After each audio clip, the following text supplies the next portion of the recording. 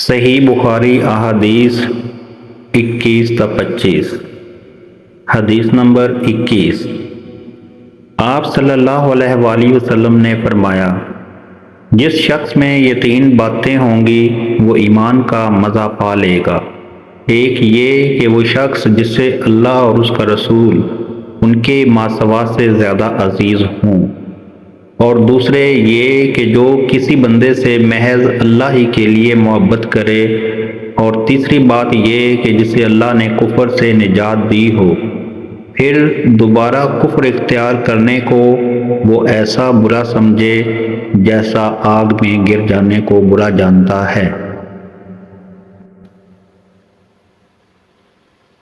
حدیث نمبر 22۔ آپ صلی اللہ علیہ وآلہ وسلم نے فرمایا، جب جنتی جنت میں داخل اور دوزخی دوزخ میں داخل ہو جائیں گے، اللہ پاک فرمائے گا، جس کے دل میں رائی کے دانے کے برابر بھی ایمان ہو، اس کو بھی دوزخ سے نکال لو۔ تب ایسے لوگ دوزخ سے نکال لیے جائیں گے اور وہ جل کر کوئلے کی طرح سیاہ ہو چکے ہوں گے، پھر زندگی کی نہر میں یا بارش کے پانی میں ڈالے جائیں گے۔ اس وقت وہ دانے کی طرح سے اگ آئیں گے، جس طرح ندی کے کنارے دانے اگ آتے ہیں۔ کیا تم نے نہیں دیکھا کہ دانہ زردی مائل پیچ در پیچ نکلتا ہے؟ حدیث نمبر 23۔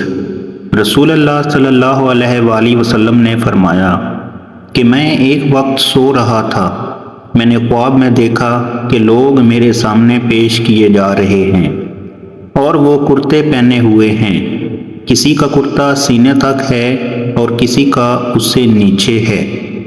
پھر میرے سامنے عمر بن خطاب لائے گئے، ان کے بدن پر جو کرتا تھا اس سے وہ گھسیٹ رہے تھے، یعنی ان کا کرتا زمین تک نیچا تھا۔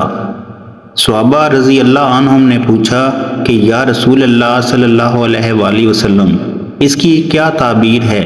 تو آپ صلی اللہ علیہ وآلہ وسلم نے فرمایا کہ اس سے دین مراد ہے۔ حدیث نمبر 24۔ ایک دفعہ رسول کریم صلی اللہ علیہ وآلہ وسلم ایک انصاری شخص کے پاس سے گزرے، اس حال میں کہ وہ اپنے ایک بھائی سے کہہ رہے تھے کہ تم اتنی شرم کیوں کرتے ہو؟ آپ صلی اللہ علیہ وآلہ وسلم نے اس انصاری سے فرمایا کہ اس کو اس کے حال پر رہنے دو، کیونکہ حیا بھی ایمان ہی کا ایک حصہ ہے۔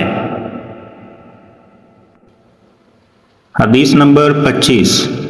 رسول اللہ صلی اللہ علیہ وآلہ وسلم نے فرمایا، مجھے اللہ کی طرف سے حکم دیا گیا ہے کہ لوگوں سے جنگ کروں اس وقت تک کہ وہ اس بات کا اقرار کر لیں کہ اللہ کے سوا کوئی معبود نہیں ہے، اور یہ کہ محمد صلی اللہ علیہ وآلہ وسلم اللہ کے سچے رسول ہیں، اور نماز ادا کرنے لگیں اور زکوٰۃ دیں۔ جس وقت وہ یہ کرنے لگیں گے تو مجھ سے اپنے جان و مال کو محفوظ کر لیں گے، سوائے اسلام کے حق کے۔